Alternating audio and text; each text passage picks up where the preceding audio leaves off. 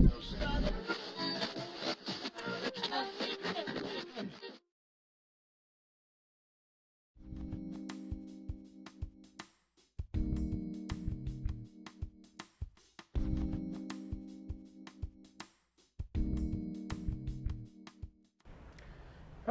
my name is Robert Smitty Smith, and I'll be your instructor in the shop here in 141 in Engineering Tower.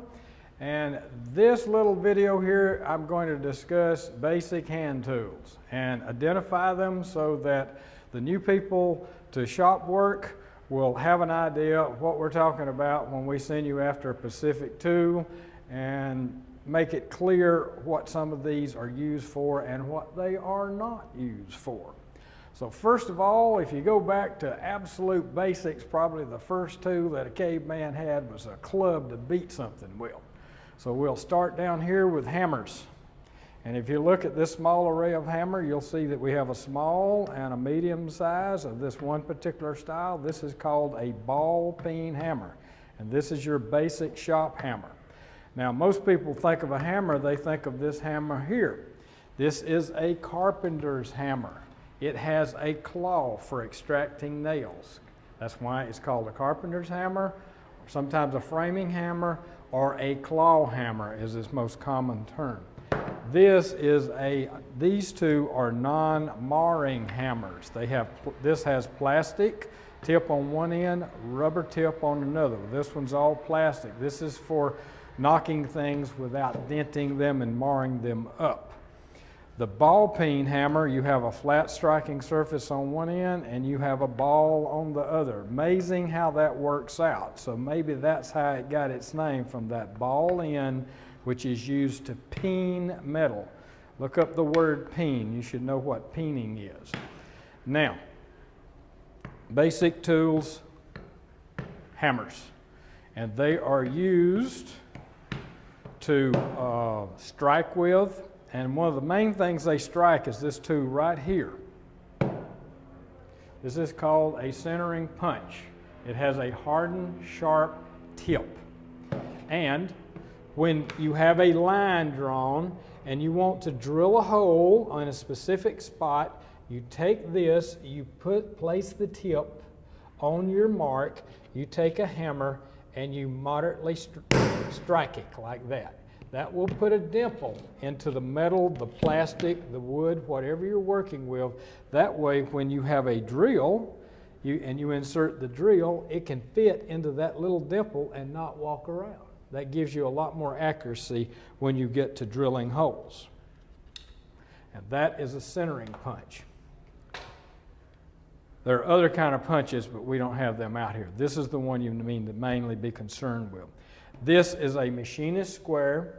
It is for checking things to see if they are square with the surface, or for drawing. If you put this across something, you could mark a square line perpendicular to the long axis. And what you would mark it with, if it's a surface that doesn't lend itself to be written on, will be this tool here, which is known as a scribe. It has a 90-degree sharpened point on one end and a straight point on the other. So if you have a straight edge and you wanted to mark a straight line, you could use the 90, place it against the straight edge and pull, and it should scratch a straight line in the metal as a reference line for marking your layout projects. So you have those tools. Now, you'll also be using files. Small files, larger files for shaping and removing metal. This tool here is called a comb, a file comb. When the files become embedded with softer metal and material, they tend to clog up the cutting serrations, and you use this. This is nothing more than a wooden board with lots and lots of little wire embedded into it, and it works in one direction. You can go across the file and the wire will remove, just like combing out your hair, this will comb out the stuck particles on a file.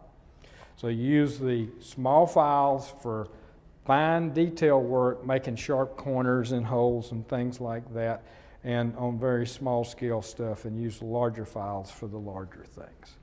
Now, so that brings us over to drills, making holes. You need to use a drill. We will be using a drill press and electric hand drills. Electric hand drills have a lot more torque than their battery counterparts. You will also have access to drill sets. This is the drill set you'll have access to. This row is wire gauge size 1 through 60. These drill bits conform to a certain standard of wire gauges, and their decimal equivalent is marked just below them. Over on this side are letter drills. There's a certain standard for drills that are in letter sizes, A, B, C, D, E, F, G, etc. Then over here we have the fractional sizes. 1/2 inch is the largest, 1/16 is the smallest, and all the fractions down to 1/16, usually by 16ths. So there are 3 different standards, and you have all 3 of them here. Out of these 3, you should be able to make any diameter hole up to and including a 1/2 inch. These are specialty drills. These are called step drills. I'll hold it against my shirt here. You can see there are a series of increasing or decreasing steps as I go up. This is the tip. It has a regular drill bit point. It penetrates, and then it drills up to this one, and then it has a cutting edge here. These are most useful for drilling in plastics and very thin, soft sheet metal and that kind of thing, rather than this type of twist drill. This will not deform your thin sheet metal, and it gives you the ability to change sizes without having to change drills. This is a countersinking tool, and that way if you bore a hole in a piece of metal and the entrance and the exit part of that hole can be rough, you put this in your drill and you spin it and insert it, and it reams the edge of the hole and makes it nice and smooth. This tool right here is a hand reamer. It has a little swivel tip, so you can insert it in a hole, drag it around, and it will cut that little sharp edge that's left. This is called a tapered reamer. This is for enlarging a hole that's a little bit too small. You can't quite get your fastener to go through it, so you insert this hand reamer and then slowly twist it clockwise. The cutting flutes are designed to cut on the clockwise twist, and that will slightly enlarge the hole so your fastener can then go in. Now, you drill holes, and you may want to put threads in those holes. These are taps. These are what cut threads into a hole in a material. A hole has to be drilled of a very, very specific diameter. If the hole is too small, then this thing will bind up and not go in. Of course, if you make the hole too large, then the cutting edges can't touch the sides properly and can't cut the sides. We have charts that will be on the wall that will tell you if you want a specific hole, for example, a 1032, then go get a certain drill bit, drill that hole. Then you take your drill, after you've removed your drill, you take a tap. This is a tap holder and turning handle. It has jaws that come together. The taps have square edges. You hold it in like this, crank it down, tighten it. Now this allows you to insert the nose into a hole, lubricate the cutting threads with lubricant, and you're able to turn it and cut threads in the material. We will show you more in detail how to do that. This is just to show you what the equipment is, this particular workshop. So that's taps, that's a tap handle. Okay, now, these are a certain class of hand tools. We're getting into another class of hand tools called drivers. These are all drivers. See the handles. That reamer is also a driver. A driver means it's used by the hand and driven by the hand exclusively. These are screw drivers. They're designed to turn screw fasteners. And if you look at the tip, you will see that it's a straight blade. So that's for a straight slotted screws. These have a cross tip point. Now that's known as a Phillips tip. The most common size is this size right here, is a number 2. That is what almost all the fasteners in the home and a lot in industry begin with the number 2. If you go smaller, that's a number 1. If you go smaller than that, that's a 0. If you go very, very small, like in electronics work, that would be a 0, 0, then 0, 0, 0. So to go smaller, you increase the number of zeros. If that's a number 2, and this is the next size up, logically, that's a number 3. And this even larger size is a number 4. So that's the way it works. The standard everyday size is a 2, and then if you go down, 1, a 0, a double 0, triple 0, etc., and then they can go up until very large sizes.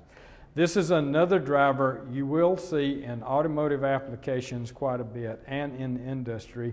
If the camera can zoom in on it, it is a spline drive. It has a series of splines, and it's inserted into a fastener that has a female socket that has matching splines. The brand name is a torque drive. Now, I should talk a little bit about what makes a lot of tools confusing, why some people will call one tool one thing, same tool will have a completely different name, is that there's manufacturers' names and brands, and then there's the basic name of the tool. This is a driver. This is a family of drivers. This is an adjustable wrench. It is not a crescent wrench or a craftsman's wrench, that's a brand. Some people may ask you to bring them a crescent wrench. They're talking about a brand when they say that. So there are families of tools and generic terms for them that engineers should use the generic term rather than the brand name. If someone said, go get me a Pepsi, you know instantly they mean a Pepsi Cola. But the generic term would be, go get me a cola, please. If you say Pepsi, then you're being brand specific. Same way with tools. If you say go get me a pair of vice grips. That's these units right here. That's the brand. If you look right there, it'll say vice grips on them. What these are locking pliers. They have a mechanical locking mechanism that squeezes them shut and holds them shut. The brand is vice grips. And they held the patents on that, and it became almost common knowledge and an interchangeable term with locking pliers. The correct engineering term, locking pliers. All right. This wrench right here.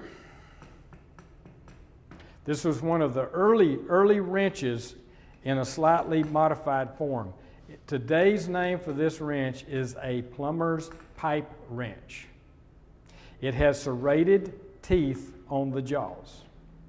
And the people that use this are people that work with pipe and have to thread pipe together.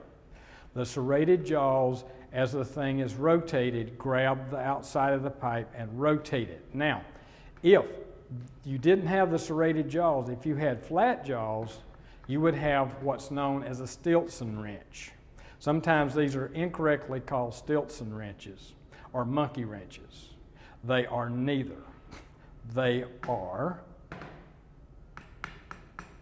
pipe wrenches if they have serrated jaws. If they have no serrated jaws, they are an adjustable wrench. This is an adjustable wrench. The angle is just changed from perpendicular to the long axis to angled off the long axis. That's an adjustable wrench. That's an adjustable wrench. And beginners tend to love adjustable wrenches because you have many sizes in one. So you don't have to go back and get a specific size. However, these are for moderate torque and low torque applications. If you really put a lot of torque on a fastener with these, they will tend to damage the fastener, round off, the jaws will spread. You should use a correct size open-end wrench. This is an open-end wrench. Show you how this is just some out of my set. This is 1 3/4 inch across. Look at this little one. This is a 5mm adjustable wrench. But these are all wrenches. And that's an open-end wrench. That's an open-end wrench, sometimes called a double open-end wrench because it has one set of jaws on one end, another set of jaws on the other. These happen to be the same size, but look at the angle relative to the long axis. They're two different angles. This aids in turning fasteners that are in close quarters. Same way with this one. This is a double open-ended wrench and it has different offsets on the long axis. Probably the most common wrench is a combination of open-end, box-end, closed-loop, box-end, because you have the best of both worlds. Open-end are for up to moderate size torque because the engagement is on two flanks only. If you really put a lot of torque on tightening a fastener, you can round off the edges. But when you have a high torque application, you want to go to a box-end wrench because you have engagement all the way around. This is a 12-point box-end. This is a double box-end, and notice the offset.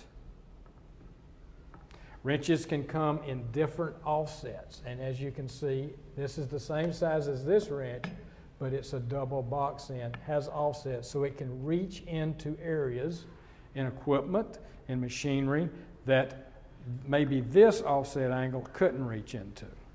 Here's a larger size, again, 12-point. They also make these in 6-point. The 6-point will grab a 6-sided fastener with a better grip than a 12-point.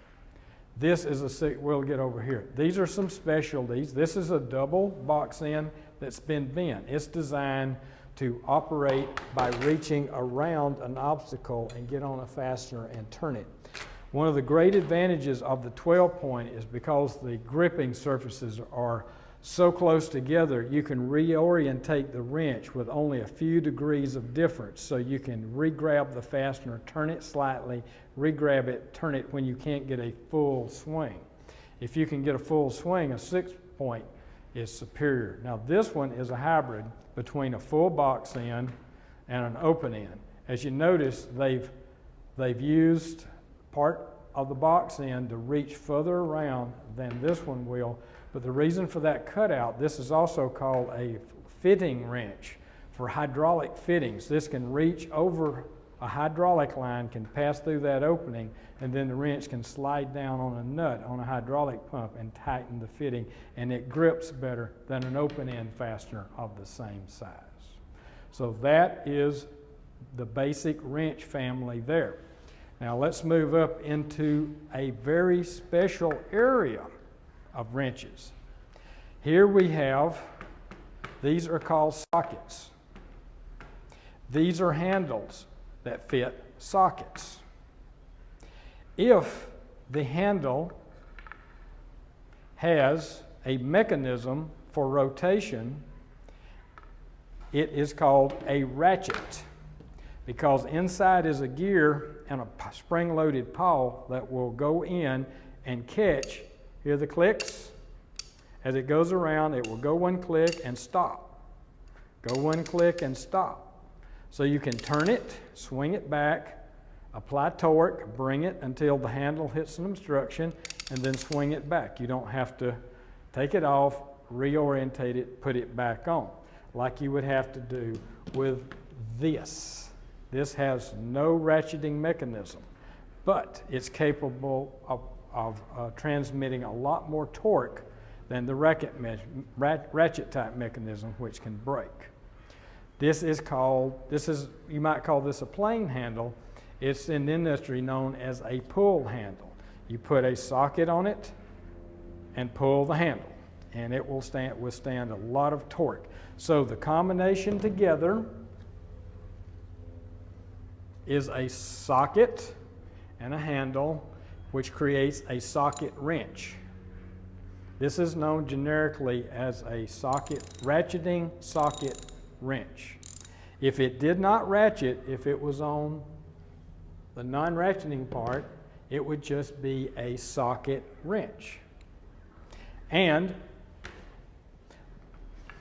within this family, you have sub-denominations. You can have sockets of the same fastener size, but you see the size of that drive, and you see the size of that drive, you see the size of that drive. They are discretely known as by their drives. That is the smallest, which is a 1/4 inch drive. Notice the handle is shorter. It's capable of controlling less torque, or handling less torque. This is a 3/8. These are in fractions. That's a 3/8 drive. Uses a larger, stronger mechanism. This is a 1/2 inch drive, and this is generally as large as you need for automotive use. When you go to trucks, bulldozers, industrial machinery, you'll go to 3/4 inch drive, 1 inch drive, and even up to, I've seen as large as 1.5 inch drives, but that's for very, very massive parts. For automotive use, 1/2 inch drive is generally sufficient for everything on an automobile and smaller. This is an extension which will go on one of the drives to extend the reach of the socket, so it can get into a deeper area than it normally could if it was mounted here. Also notice 6-point drive for maximum torque. 12-point, you have more choices for getting it on, but the smaller teeth will hold less torque. For maximum torque, use a 6-point drive. Here's the specialty item. As mechanical engineers, you should want to know this. The common 99% of all sockets you'll see are 12-point or 6-point. However, there's an intermediate. Let the camera move in on that. This is an 8-point. And if you notice here, it's for square nuts. There's still some square nuts out there on farm equipment and in industrial equipment. Square nuts are very economical to build compared to hex nuts. So they are a specialty, they're a specialty tool now because they're relatively uncommon, but they are 8-point socket sets for square nuts if you have any of them. The last wrench we will look at is a torque wrench. You've probably heard this term. These come in many guises. This is the simplest and most reliable of all torque wrenches. This is known as a beam type. You put a socket on it. Socket goes down on a fastener. You see here you have a scale. You have a scale that goes one way. You have a scale that goes the other way. Here it's calibrated in Newton meters. Here it's calibrated in foot-pounds of torque. Notice the handle rocks. It has a pivoting pin in the center.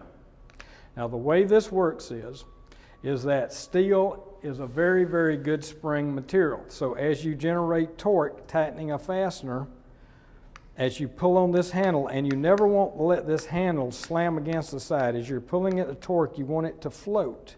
That way the force you're transmitting in rotation goes through this point here, and that's a known distance, and that makes the reading absolutely valid.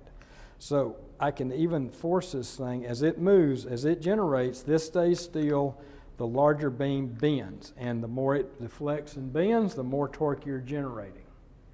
Now the proper way to tighten a fastener with a torque wrench is that you bring it, you have to know ahead of time what the torque limit should be on a particular fastener in a particular material, and if the thread should be lubricated and with what.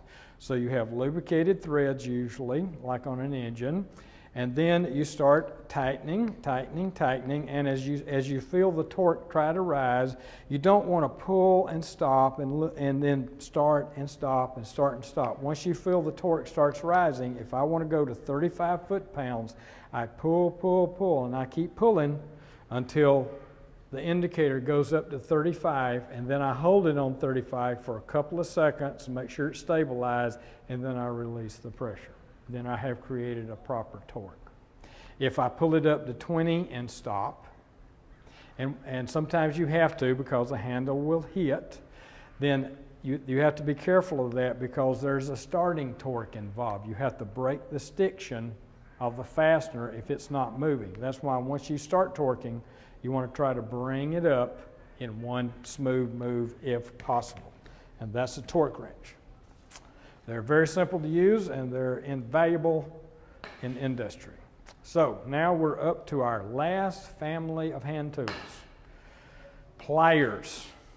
All of these you see here are pliers. They can have different names, common names, but basically underneath these are all pliers. They have a pivoting point and they have handles that are hand operated. These are diagonal cutter pliers because the jaws are ground on a diagonal. I'll get a little piece of material, and they're for cutting metal, wire, cable. Closer you come in, the more torque you have crushing down. When you're out on the tip, it takes more torque here to do the same job. This is one pair. This is another pair, just slightly different shape, does the same thing. Here's a smaller pair that you would use for cutting wires in an electronic project. And another thing about using hand tools, you want to scale the tool for the job at hand. If you were trying to cut through a piece of metal this thick, you wouldn't want to use those little tiny pliers. You'd want to come up here with the biggest ones you had. Try to scale the hand tools to the size of the work you're doing. These are called linesman pliers, diagonal cutting pliers, linesman pliers. These are just everyday, what most people think of as pliers. These are actually a slip joint plier. Notice the jaws don't quite close. You slip it over here on this side, and for grabbing larger objects. You slip it over for the other side, and now they close down cleanly. Also, at the bottom, you see the jaws overlap like incisor teeth, and you could actually cut through wire if you had to with the bottom of the jaws here. It won't cut as well as these specialty pliers designed to cut, but will cut if these are the only pliers you have. These are cutting pliers also. These are not for cutting bolts. They're not for cutting anything but what these are designed for. These are wire cutters. They are designed, that's why they have the curved head here, to put a wire cable in there and to slice through copper wire. And if I ever see anyone cutting anything but wire with those, they will be the devil to pay because they will destroy them and they're very expensive. These are duckbill pliers because they have a slightly extra wide jaws. Quack, quack, so I could get their name, duckbill pliers. These are especially pliers. Notice the noses. They have little male shafts that stick out. These are called snap ring pliers. And snap rings are circular rings, much like the drawing on the handle, that have little eyelets in the end. And these little tips go in those eyelets, and as you squeeze down on them, the metal clip gets smaller and it comes out of its groove. These are for removing snap rings. These are some specialty pliers for removing spark plugs, spark plug wiring. They reach around the insulation and grab the insulation and twist it. These are some specialty pliers that have special jaws for installing and removing piston rings on pistons. These are some specialty pliers for hose clamps on radiator hoses. They have, let's see if I can open these up. They have rotating pads, and the pads are notched to grab rings that have have little ends like this. These grab the ends and squeeze, and the rings release off the radiator hoses. These are a specialty pair for, again, metal clips. These are for the type of clips that go around the shaft, and you want to expand them with these pliers so they'll come off a shaft like that.